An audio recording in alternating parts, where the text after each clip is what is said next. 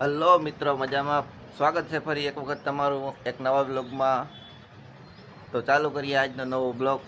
અને આજનો બ્લોગ આપણો એકદમ ઝકાસ ધાકડ થવાનો છે, તો બન્યા રહેજો મારી સાથે.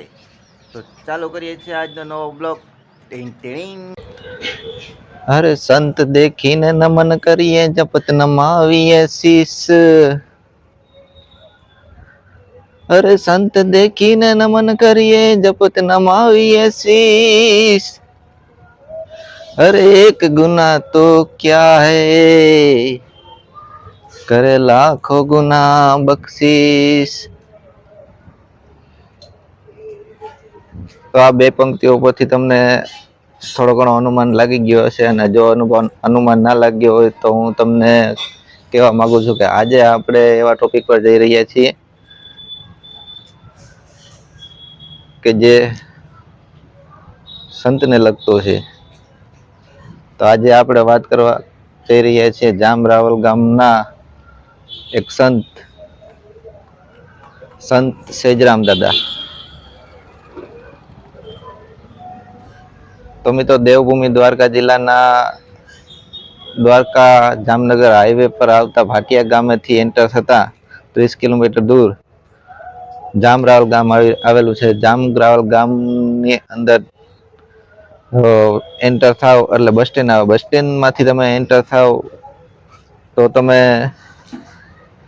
ગેટની અંદરથી તમે નીકળશો એટલે તમે ત્યાંથી જાશો સીધા ગામના ચોરે. અને ગામના ચોરે તમે જાશો એટલે ત્યાં તમને જોવા મળશે સંત સેજરામ દાદાનું પૌરાણિક મંદિર. અને આ પૌરાણિક મંદિર એટલે સંત સેજરામ દાદા. અને સંત સેજરામ દાદા એટલે એનો ઇતિહાસ, એનું મંદિર ચાલો આપણે જોઈએ.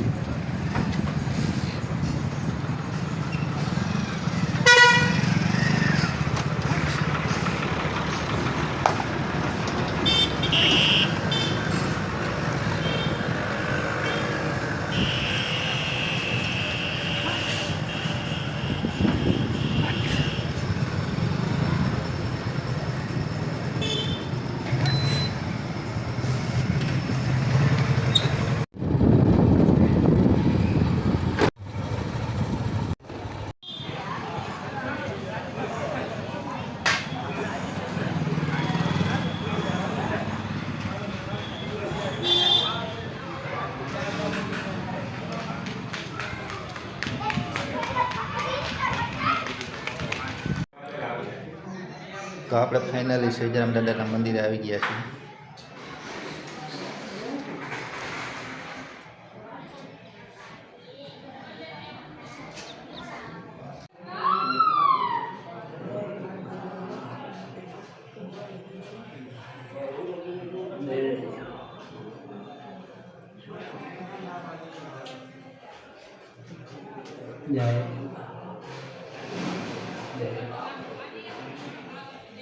દાદા કાયમ આવો છે?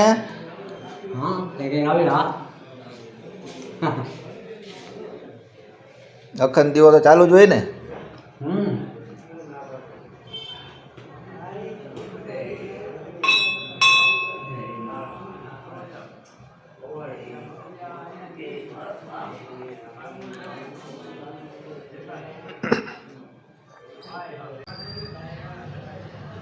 મિત્રો, આ દીવો વર્ષોથી અહીંયા અવિરતપણે અખંડ દીવો ચાલી રહ્યો છે. અને આ સેજરામ દાદાનું પૌરાણિક મંદિર છે.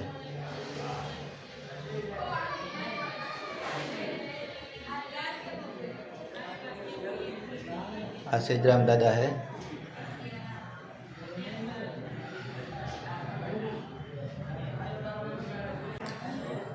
હવે પછી આપણે જવાનું છે સેજરામ દાદાના ધૂણાકોર, જે એક મકાનનું ખોદકામ ઘરમાં કરીને અંદરથી ધૂણા સેજરામ દાદાના પ્રકટ થયા છે.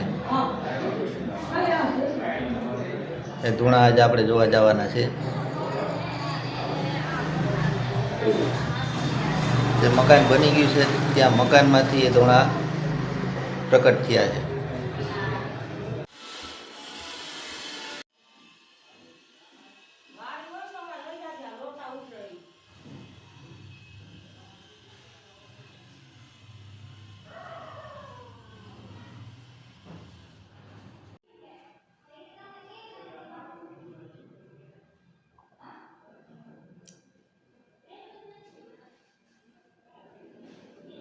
તો મિત્રો આપણે અત્યારે આ ધૂણામાં જઈએ. આ ધૂણા મકાન બનાવ્યા છે એનાથી એક માળ નીચે આવેલા છે.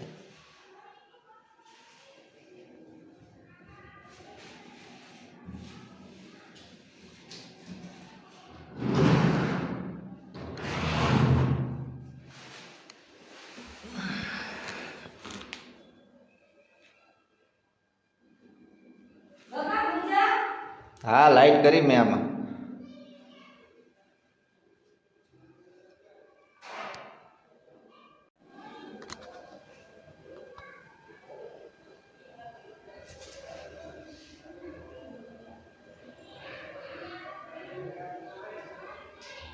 આપણે અત્યારે ધૂણામાં ઊભા છે. ધૂણામાં અંધારો છે.